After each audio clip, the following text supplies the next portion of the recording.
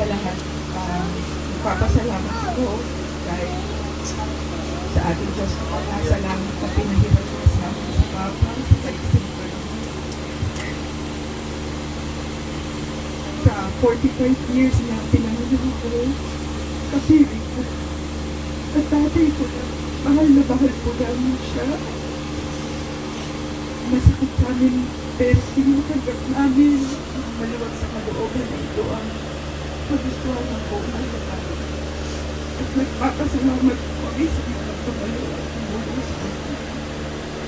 At nagpapasalamat ako sa lahat ng sakripisyo at pagmamahal mo sa amin, sa ating pamilya, sa pauunawa, at sa lahat po. Hindi ko naman kayo makapalimutan.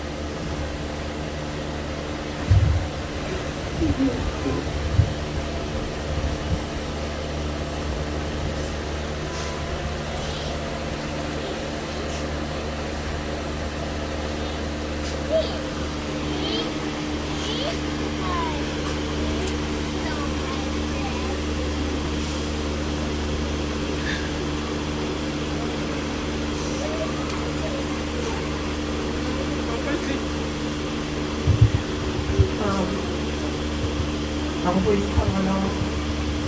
Anak ni Papa. Ako po yung pinakapalayo.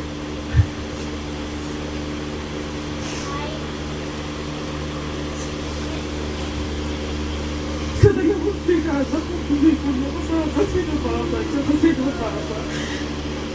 Mas mahirap sa akin yung hindi ko sila nangayakap siya maglahalikan. Pero yung baong pagmamahal, lakas, saka inspirasyon para magtrabaho sa ibang bansa. Kasi alam ko, maganda yung dahilan.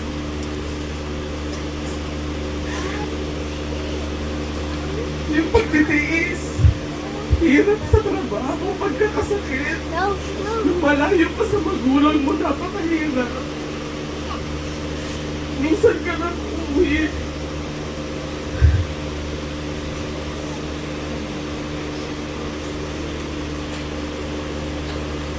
Pero hindi, yung pinabaon niya kasi sa akin, nakasama ko po sila ng 3 taon sa Canada.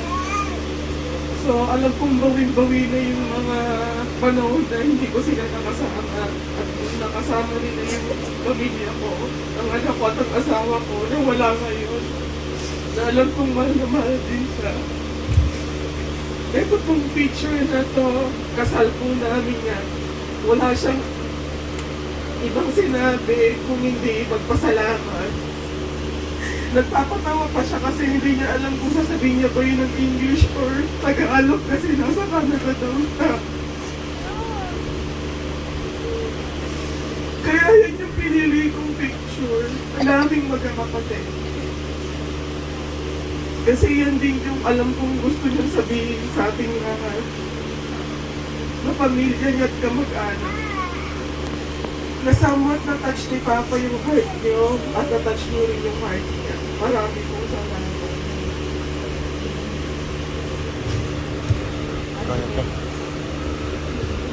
Kapatid. Ako yung pangatlo sa magkakapatid. Sa loob ng 2 months na na-bedridden siya. Isa ko dun sa nakasaksi ko kung paano nahirapan siya. Sa tuwing nilalagyan ko siya ng engine. Masakit sa akin, pero kailangan kasi dun lang siya makain. So, kaya ko sa ibang pasyente, pero kay Papa, ang hirap. Lagi pag-uwi ako galing trabaho, pagod. Lagi kong tinatanong pa, kumain ka na ba? Kahit alam kong gutom na siya, sabihin niya lang oo. Kahit alam ko naman yung oras ng kain niya. Tapos lagi siya lagi siyang naglalambing pag pinapalitan ko ng diaper. Wala sa akin yung hirap kasi hindi mga pasyente nakakaya. Pero alam kong masaya na siya sa piling ng Lord kasi nagawa naman niya siguro lahat ng mission niya dito sa lupa. Naging mabuti siyang anak, anak, asawa, papa, kaibigan, kapitbahay. Maraming ang tawag sa kanya eh. Papa, Papsi, Nong, Kuya San, Manong Cesar. Lahat yun. Iba-iba man yung tawag sa kanya. Iisa lang yung nagiging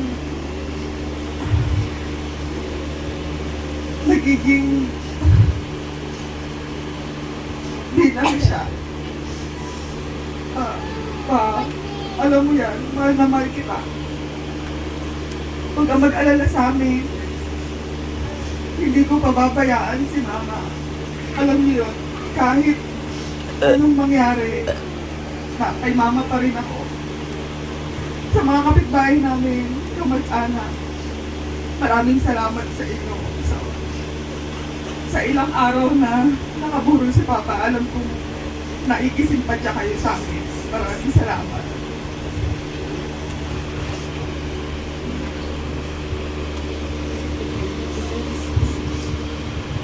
Traveling, William, Jaco, Iyo, Malagay ko, Iyo.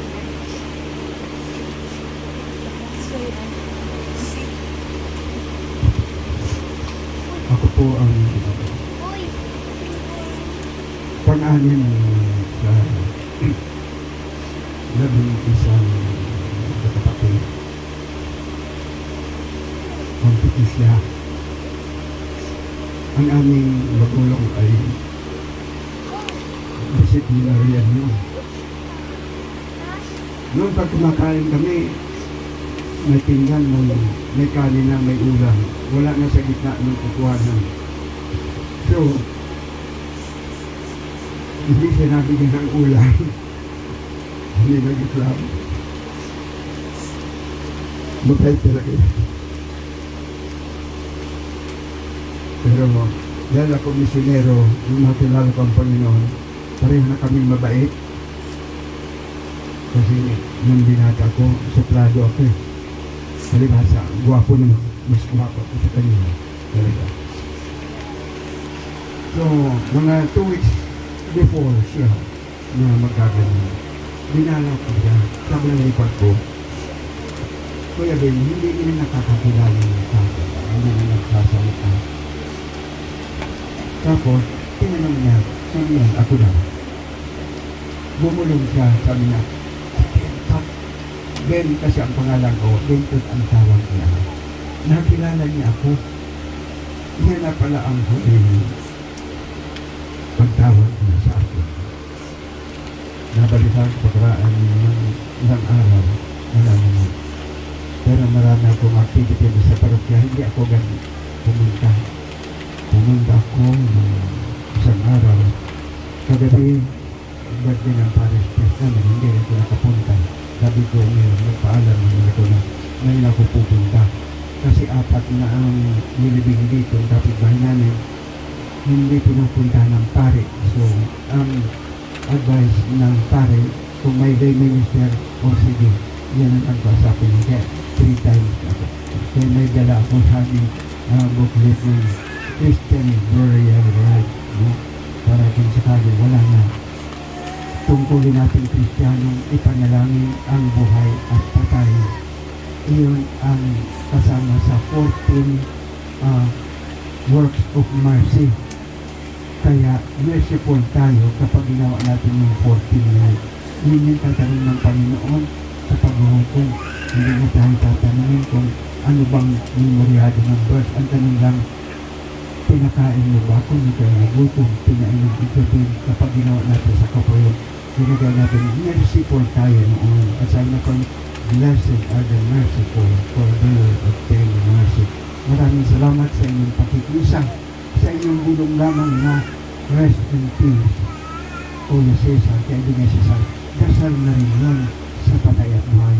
Merciful ka na rin noon at ikay mapalad, sabi naman, blessed are the merciful, for they will obtain mercy. Maraming salamat po sa inyo ating mga kapatid. Sa paglalapag ng ating bulaklak, huwag naman natin inahagis, mabait yan eh. Hindi yan ang lahagis dahil pagkain para ibigay sa atin.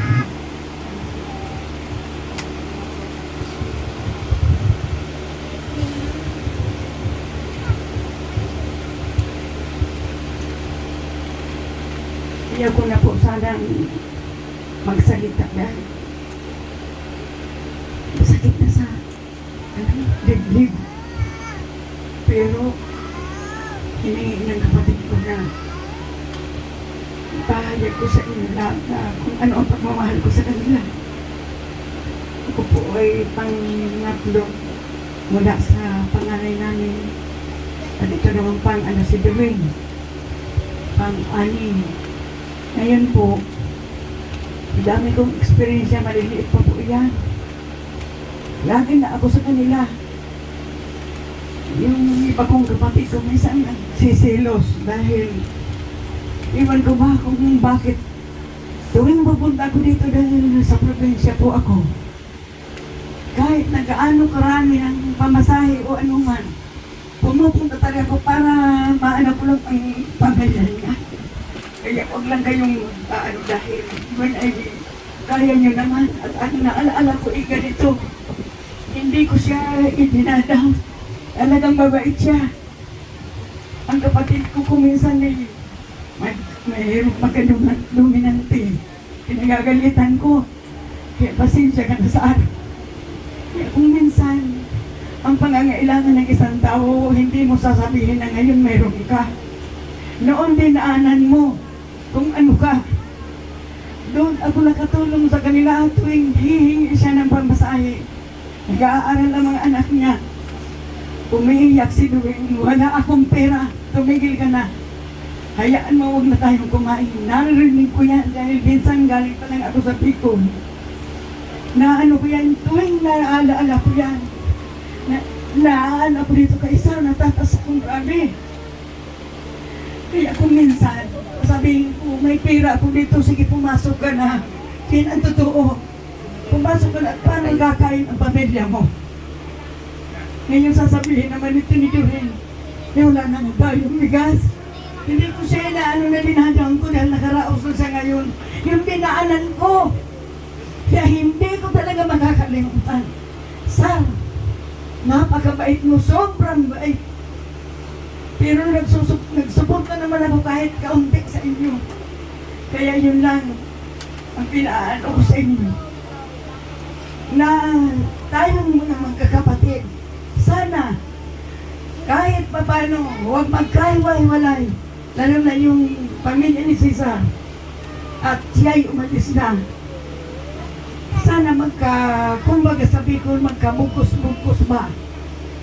Para hindi kayo, kung ano ang pangangailangan ng isa, kailangan malaman ng lahat. Salamat po.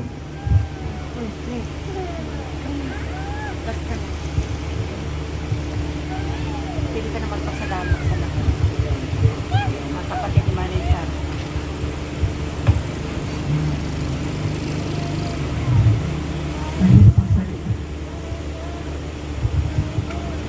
Ako ang asawa ni Cesar.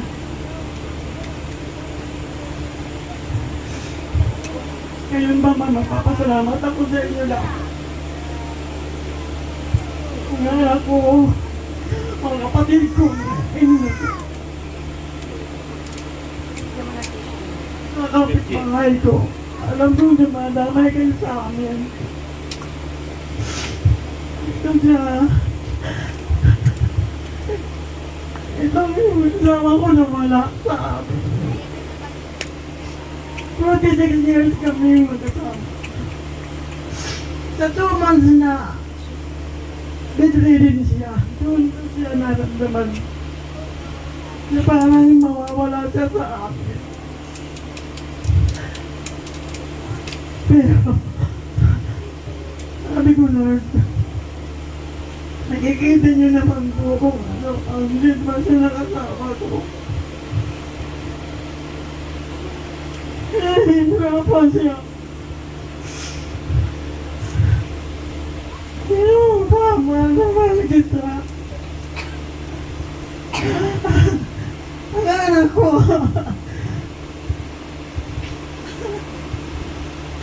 Maraming salamat po.